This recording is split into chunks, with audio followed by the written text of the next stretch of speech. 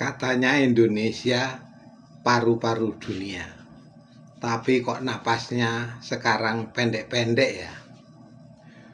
Dulu masuk hutan yang terdengar suara burung, sekarang masuk hutan yang terdengar rak.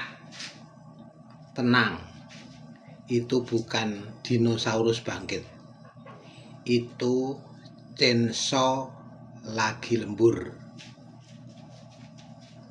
Yang aneh bin ajaib, hutan kita itu bukan hilang, dia dipindahkan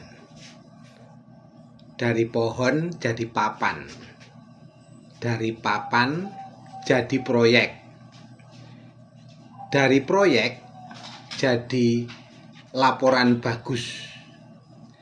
Katanya ini pembalakan legal. Ya, legal.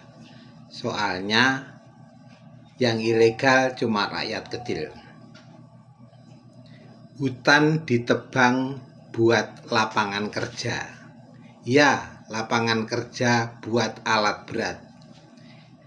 Ekskavator sekarang lebih sering kerja daripada manusia. Yang bikin bingung, kalau banjir datang kita disuruh bersyukur. Ini ujian. Padahal itu bukan ujian, itu hasil kerja kelompok. Dan kita nggak ikut rapatnya.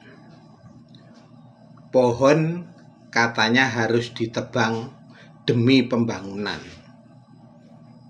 Tapi aneh ya, yang berkembang cuma beton, yang sekarat selalu alam. Kalau hutan bisa ngomong, mungkin dia bilang, tenang aja, aku ikhlas, asal jangan aku yang disalahin kalau longsor. Jadi lain kali kalau lihat hutan gundul, jangan sedih.